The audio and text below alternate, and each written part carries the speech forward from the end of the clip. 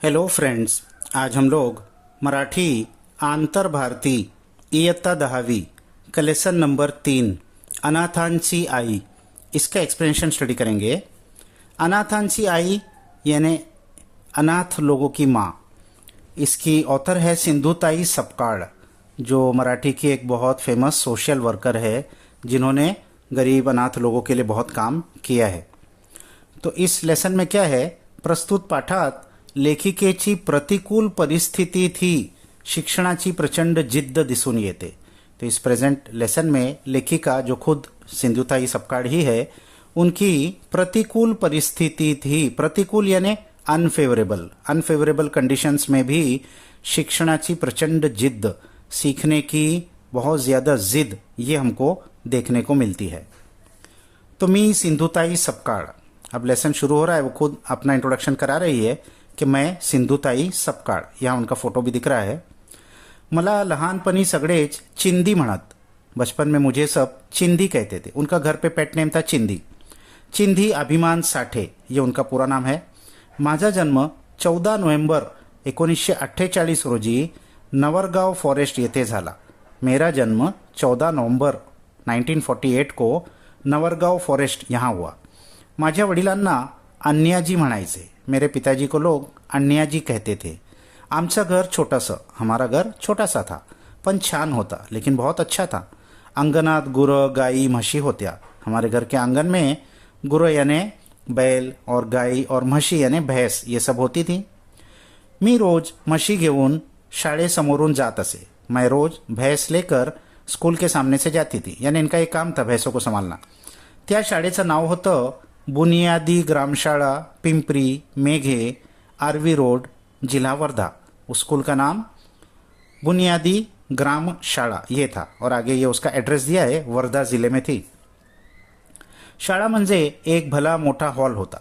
वो स्कूल एक बहुत बड़े हॉल के जैसी थी।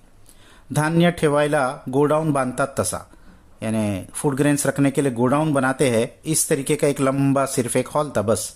वर कौलं असलेला और ऊपर छत के तौर पर कवेलू थी, जो मिट्टी की होती है। समोर एक छान भला मोटा चाफियाचा झाड़ होता। स्कूल के सामने एक बहुत अच्छा बड़ा चाफे का झाड़ था, यानी वो चंपा जिसको कहते हैं, सफ़ेद खुशबूदार जिसमें फूल आते हैं। त्याची टपोरी पांढरी शुभ्र फुलं शाळेच्या अंगणात पडलेली असायची। तो उसकी टपोरी यानी गोल गोल और पांढरी शुभ्र एकदम ब्राइट वाइट फूल स्कूल के आंगन में गिरी हुई होती थी। म्हशी घेऊन जाताना शाळेपाशी आले कि मी म्हशी घेऊन शाळेपुढे थांबत असे।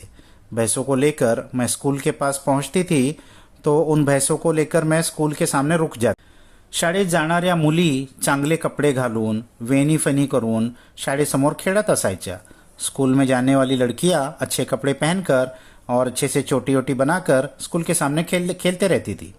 काही जणी झाडाखाली बसून अभ्यास करत असायच्या। कुछ बच्चे झाड़ के नीचे बैठकर पढ़ाई करते होते थे। तेव्हा मला वाटायचं, उस वक्त मुझे लगता था आपण पण शाळेत जावं, मुझे भी स्कूल जाना चाहिए। मी एकदा अन्याजी यांना म्हटले। मैंने एक बार अन्याजी को यानी उनके पिताजी को, उन्होंने कहा, अन्याजी मला शाळेत जाऊन शाळा शिकायची। अन्याजी मुझे भी स्कूल में जाकर स्कूल पढ़ना है। चूल्ही पुढे बसून भाकरी करणाऱ्या आईने हे ऐकले। चूल्हे के पास बैठकर भाकरी यानी रोटी बनाने वाली माँ ने ये बात सुन ली। अंती तरा बाहर आली और वो जल्दी जल्दी बाहर आई। चिंदे काय म्हणालीस? चिंदे तूने क्या कहा? शाळेत जायचं है? शाळेत जाना है? आणि रोज म्हशी कोण सांभाळील? और रोज ये भैंसों को कौन संभालेगा? आपल्या साठेच्या घराण्यात अजून कोणी शाळेची पायरी सुद्धा चढलं नाही। हमारे साठे खानदान में आज तक कोई स्कूल की पायरी भी नहीं चढ़ा है।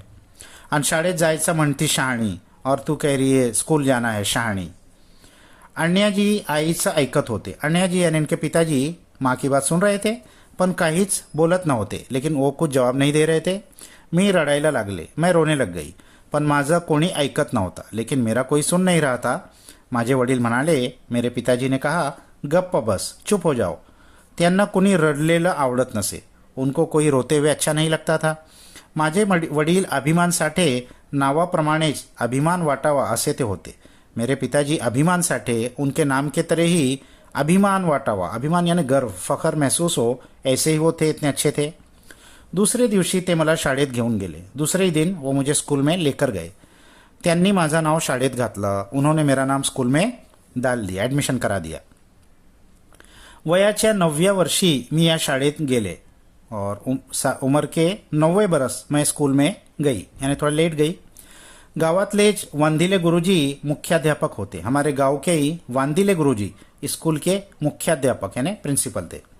पांढरा शुभ्र धोतर, त्यावर नेहरू शर्ट व डोक्यावर पांढरी टोपी असा त्यांचा पोशाख होता. तो बहुत वाइट धोती और उसके ऊपर नेहरू शर्ट और सर के ऊपर एक सफ़ेद टोपी, ऐसा उनका लिबास था. वडिलांनी माहिती सांगितली. पिताजी ने सब उनको इन्फॉर्मेशन दे दिया मेरे बारे में. वांदिले गुरुजींनी माहिती लिहिली. वांदिले गुरुजी ने वो सब इन्फॉर्मेशन लिखा. अन्याजींचा त्यावर अंगठा घेतला और अन्याजी मेरे पिताजी का उस पर अंगूठा लिया. पढ़े लिखे तो थे नहीं, तो अंगूठा लगाया आणि माझी शाळा सुरू झाली और मेरी स्कूल शुरू हो गई. शाळेत नाव घातलं तरी म्हशी सांभाळायला जावायच लागायचं. स्कूल में नाम तो डाल दिया, लेकिन भैंसों को संभालने के लिए तो जाना ही पड़ता था. सकाळी शाळा भरायच्या वेळी मला घंटा ऐकू येत असे. स्कूल में जब सुबह में जब स्कूल भरती थी तो उस वक्त मुझे स्कूल की घंटी सुनाई देती थी. मला शाळेत जावंसं वाटायचं. मुझे भी लगता था कि मैं स्कूल जाऊं, पण जाता येत नसं, लेकिन मैं जा नहीं पाती थी. सकाळी 7 ते 1 वाजेपर्यंत व नंतर 3 ते 5:30 पर्यंत अशी 2 वेळा शाळा भरायची. सुबह 7 से 1 बजे तक और फिर उसके बाद 3 से 5:30 बजे तक, ऐसे स्कूल का टाइम था. सकाळची शाळा मला सापडत नसे. सुबह की स्कूल तो मुझे नहीं मिलती थी.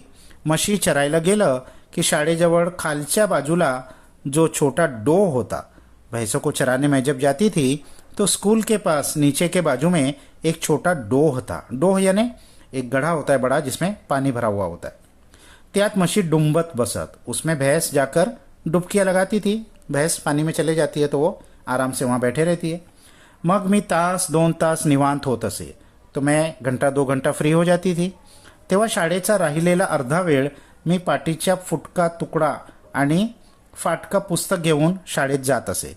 तो फिर स्कूल में जो भी बचा हुआ वक्त था, आधा वक्त, उसमें मैं पाटी का एक टुकड़ा लेकर जिसमें लिखा जाता है और फटी हुई किताब लेकर स्कूल में जाती थी. शाळा भरलेलीच असे. स्कूल तो पहले से ही भरी हुई होती थी. काही मुलं मोठमोठ्याने 1 2 असे पाढे सुरात म्हणत असायची. कुछ बच्चे जोर जोर में 1 2 ऐसे टेबल्स कहते हुए सुर में कहते हुए रहते थे. 1 2 जा 2 बच्चे जैसा बोलते हैं. तीसरी आणि चौथीला वांदिले गुरुजी शिकवत. तीसरी और चौथी क्लास को वांदिले गुरुजी सिखाते थे. तर पहिली दूसरीला कांबळे गुरुजी शिकवत. तो पहली और दूसरी को कांबळे गुरुजी ये सिखाते थे. 4 कोपऱ्यान 4 वर्ग अशी रचना असे. वो बड़ा हॉल जैसे स्कूल थी, उसके 4 कोने में 4 क्लास होती थी. अलग अलग क्लास की जगह नहीं थी. ऐसे रचना, ऐसा उन्होंने वहाँ क्लास लगाई थी.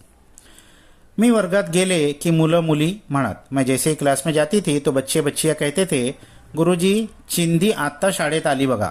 गुरुजी देखो चिंदी अब स्कूल में आई है, यानी बहुत लेट आई है. वांदिले गुरुजी माझ्याकडे रागाने बघत. वांदिले गुरुजी मेरी तरफ गुस्से से देखते थे. पण कांबळे गुरुजींचे आश्वासक डोळे मला न बोलता सांगत, ये बस वर्गात. लेकिन कांबले गुरुजी के जो आश्वासक डोळे, यानी उनकी नज़रों में एक आश्वासन, एक एश्योरेंस होता था, और वो जैसे कि अपनी नज़रों से कह रहे होते थे कि आओ बैठ जाओ क्लास में. माझ्यावर त्यांनी खूप माया केली. मुझ पर उन्होंने बहुत माया ममता की. मी शाळेत उशिरा गेले तरी ते रागवत नसत. मैं स्कूल में लेट जाती थी, फिर भी वो मुझ पर गुस्सा नहीं करते थे. त्यांची उबदार माया नसती तर मी जी थोडाफार शिकले तेवढीही शाळा शिकू शकले नसते. उनकी उबदार यानी गर्मी देने वाली अगर ये ममता न होती तो मैं जो थोड़ा बहुत स्कूल सीख गई हूँ ये भी मैं नहीं सीख पाती.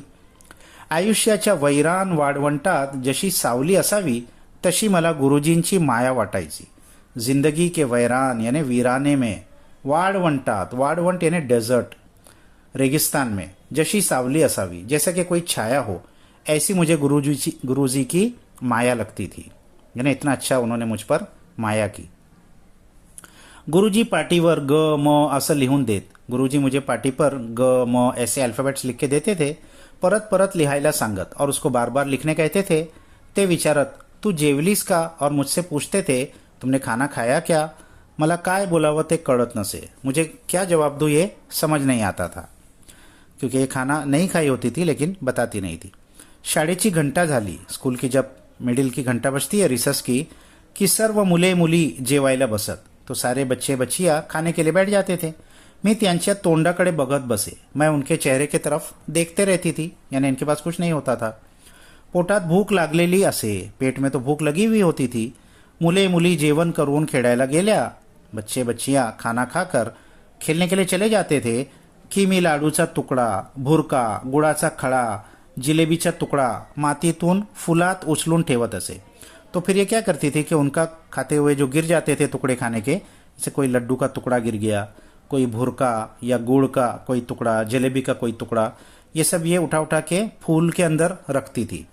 सर्वांना वाटायचं मी चाफ्याची फूलच गोळा करते। सबको ऐसा लगता था कि ये चाफा के चंपा के फूल जमा कर रही है, पण त्या फुलातला माती लागलेला तो अन्नाचा कण चाफ्याच्या सुगंधाने चवदार व गोड लागायचा।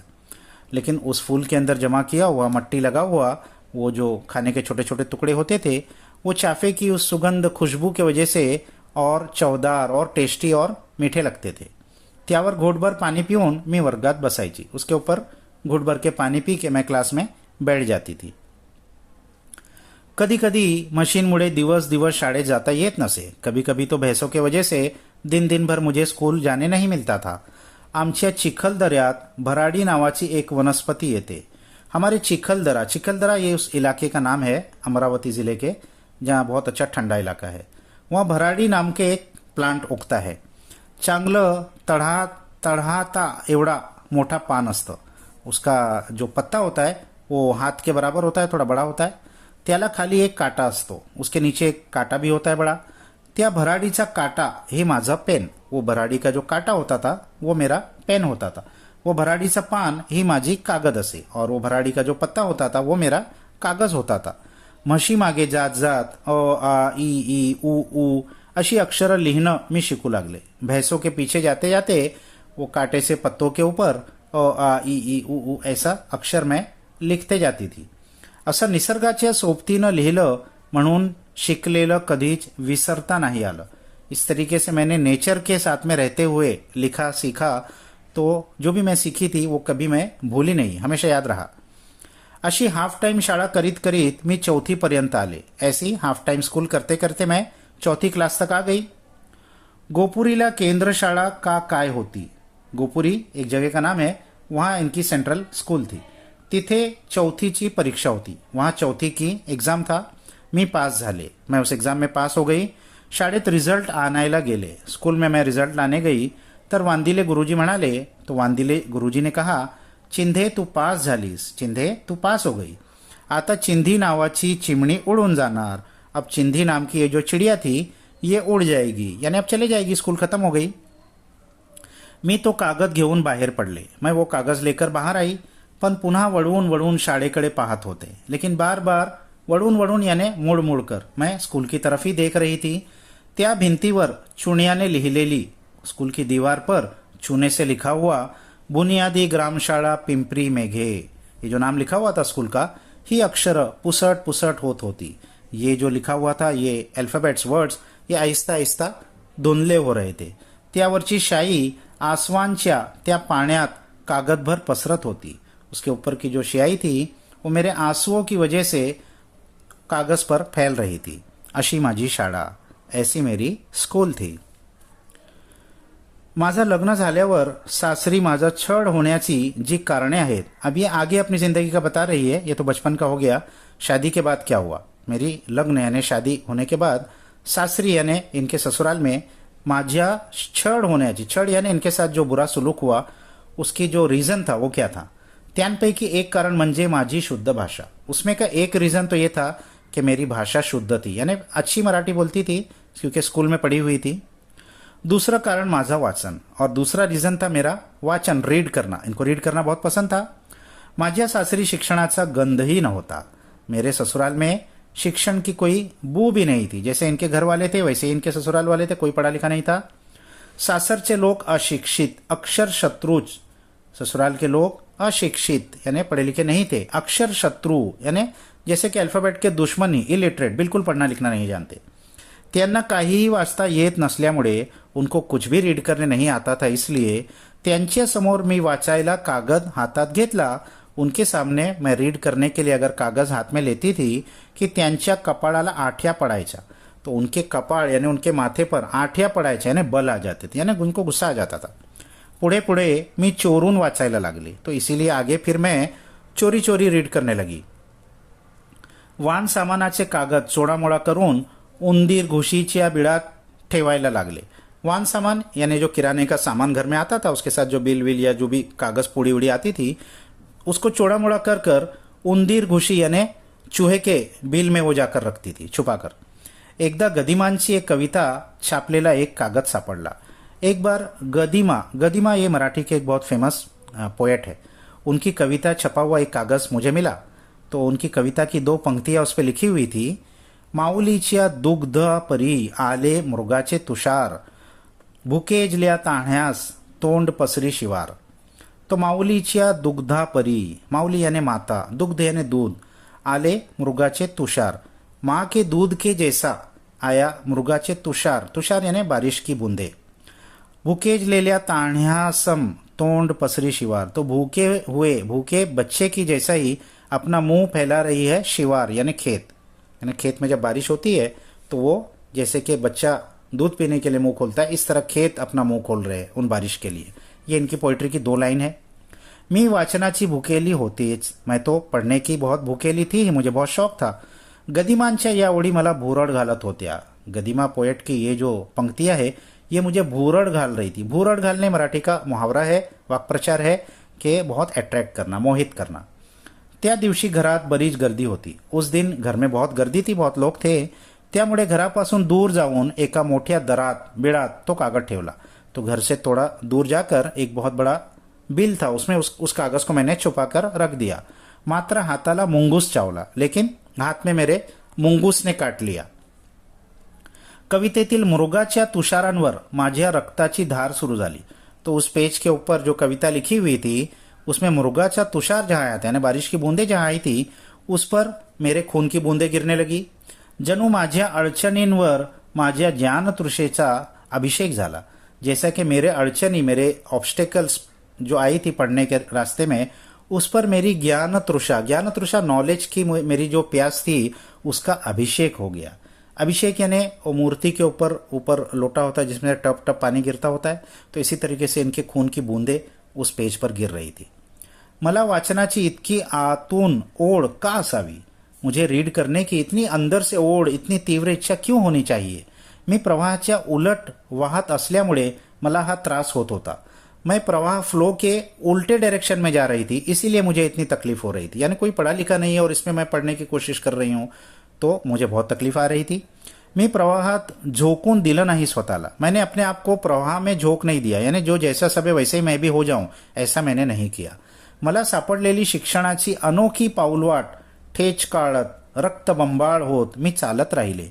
मुझे जो शिक्षण की यानी पढ़ाई लिखाई करने की जो एक नई अनोखी रास्ता मुझे मिला था, उसमें ठेच काढ़त यानी ठोकर खाते हुए और रक्तबंबाड़ होत और खूनाखून होते हुए मैं चल रही थी. मुश्किलें उठाकर इस रास्ते पर मैं चल रही थी.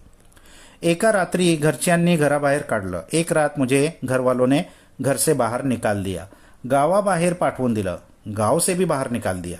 मी एकटी बाई, मैं अकेली औरत, जवळ एक लहान तान्हे बाळ और साथ में एक छोटासा बच्चा. मी खऱ्या अर्थाने तेव्हा अनाथ झाले होते. मैं सही मानों में उस वक्त अनाथ हो गई थी, सबने मुझे छोड़ दिया था. पण माझ्यातली स्त्री शक्ति जागृत झाली, लेकिन मेरे अंदर की जो औरत की ताकत थी, वुमेन पावर, वो जागृत हो गई, वो जिंदा हो गई. मी अनाथ झाले, मैं अनाथ हो गई हूं, तरी रडून चालणार नव्हतं. फिर भी रोकर कुछ होने वाला नहीं था. काय करावं ते मला कळत नव्हतं. क्या करना चाहिए वो मुझे समझ नहीं आ रहा था. पण निश्चयाने ठरवलं, निर्धार केला. लेकिन मैंने एक पक्का डिसीजन कर लिया. निर्धार, रेजोल्यूशन, डिसीजन. आपण अनाथ राहायचं नाही. अब मैं अनाथ नहीं रहूंगी, स्वनाथ व्हायचा. स्वनाथ यानी खुद अपने पैरों पर खड़े हो जाऊंगी. जणू पुढे मला अनेक अनाथांची आई व्हायचं होतं, जैसा कि आगे मुझे बहुत सारे अनाथ लोगों की माँ होना था. यानी आगे चलकर इन्होंने सोशल वेलफेयर के बहुत बड़े बड़े काम किए, बहुत सारे लोगों को. इसके क्वेश्चन आंसर्स हम पहले ही वीडियो में दे चुके हैं. नेक्स्ट वीडियो तक बाय बाय.